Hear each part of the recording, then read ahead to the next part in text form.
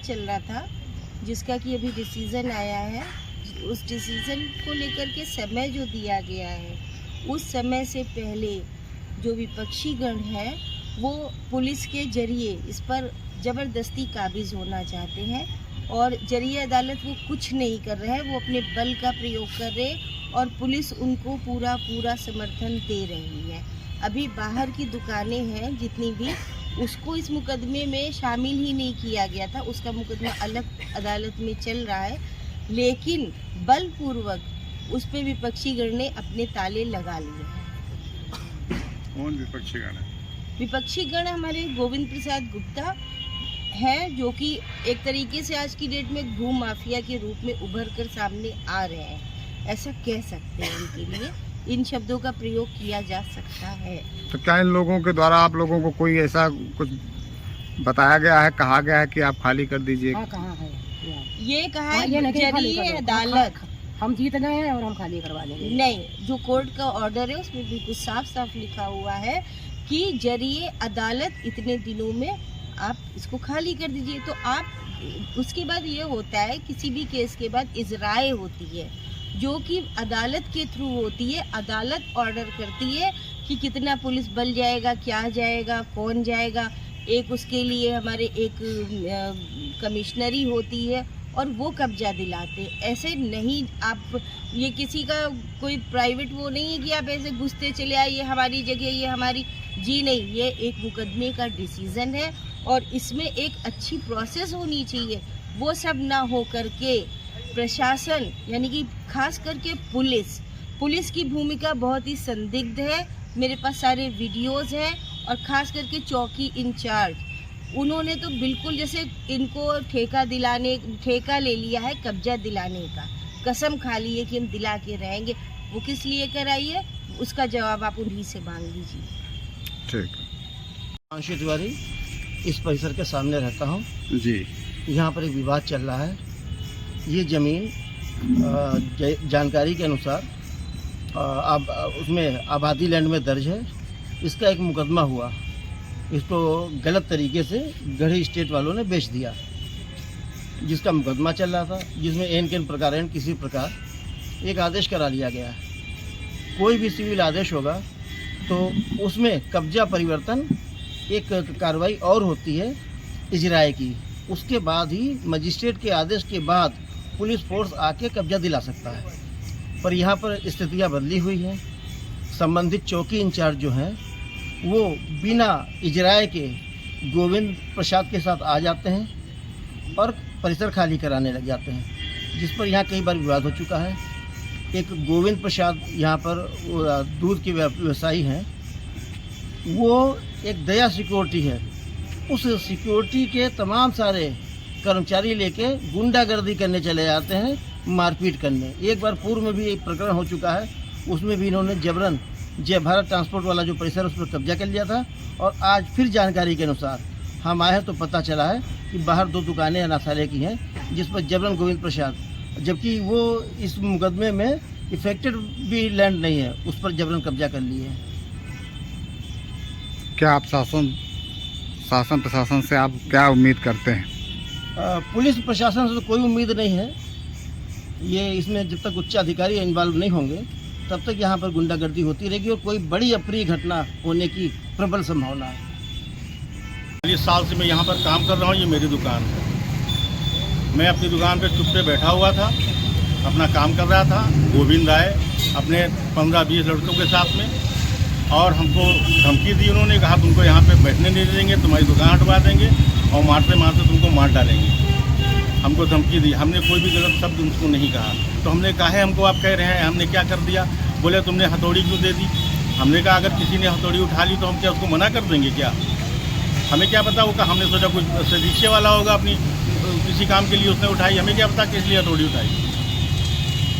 इस बात के ऊपर हमको उन्होंने धमकी दी और गलत बातें की, गालियाँ दी। ये लोग कब्जा कर रहे थे, उस पर निकाल रहे थे सामान, रोक रहे थे उसको, अपने कब्जे में ले रहे थे।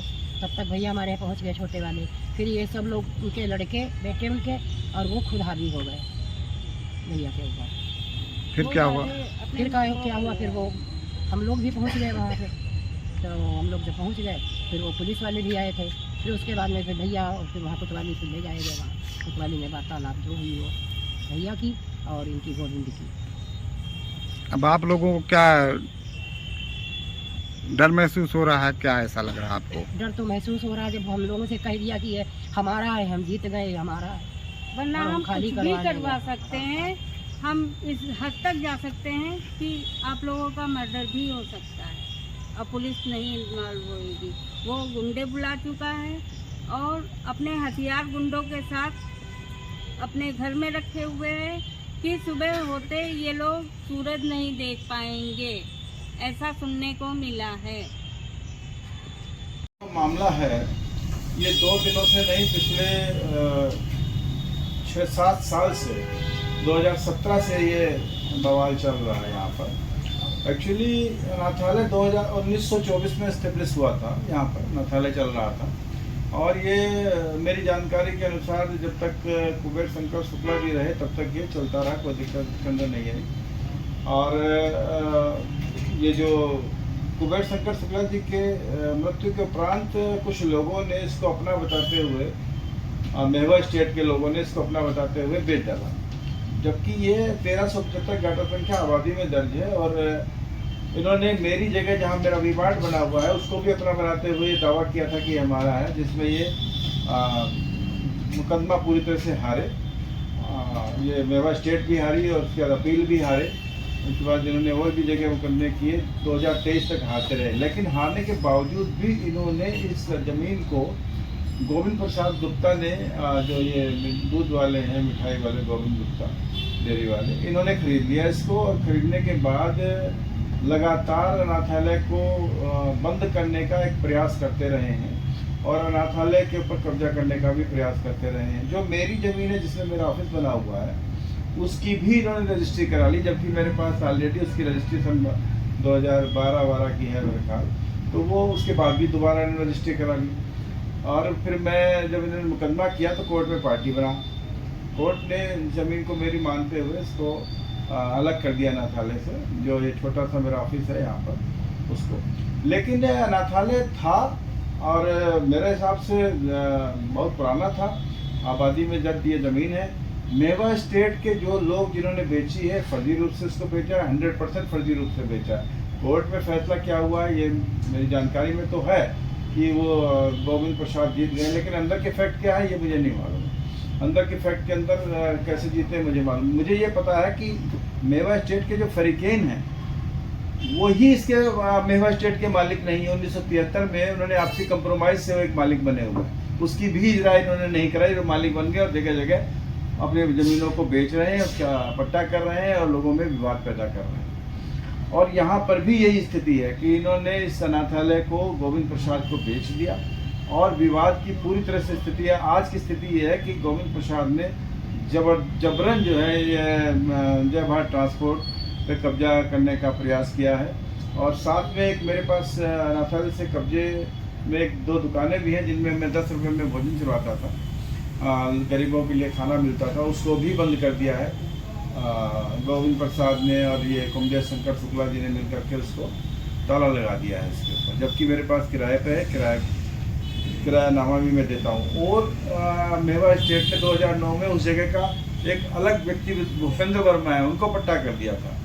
तो इनका तो कुछ सिस्टम ही नहीं है। निश्चित रूप से कहीं ऐसा ना हो कि कुछ इसके अंदर ऐसी स्थितियां पैदा हो जाए जहां पर हिंसा होने की संभावना पूरी तरह से बनी हुई है। दुकानदारों को धमकाते हैं, हम लोगों को परेशान करते हैं। जब कोर्ट से आदेश हो जाए और इजराय हो जाए तो पुलिस खुद खाली कराएगी, उनको बार बार आने की जरूरत क्या है? क्यों इस तरह से वो खुद आकर के गुंडों को लेकर के या जो भी लोगों को लेकर के यहाँ आते हैं और विवाद करते हैं? जरूरत है ही नहीं कहीं से। लेकिन मैं प्रशासन से अपील करता हूँ कि इस तरह की कार्रवाई को, इनकी जो ये कर रहे हैं उसको रोका जाए और अगर ये गलत कर रहे हैं तो इनके ऊपर मुकदमा दर्ज हो और इसकी जांच हो। प्रशासन से मेरी अपील है कि पुलिस से भी अपील है, प्रशासन से भी अपील है कि कृपया अनाथालय को रहने दें, बचाएं इसको। जनता से भी मैं कहना चाहता हूँ कि भाई ये अनाथालय है, इसको बचना चाहिए और अनाथालय यहाँ चलना चाहिए। लेकिन अब जैसा भाई कोर्ट का निर्णय होगा, कोर्ट का निर्णय तो अगर विपक्ष में जाता है तो सभी को मानना ही पड़ेगा। इसमें मेरा कोर्ट का सम्मान है।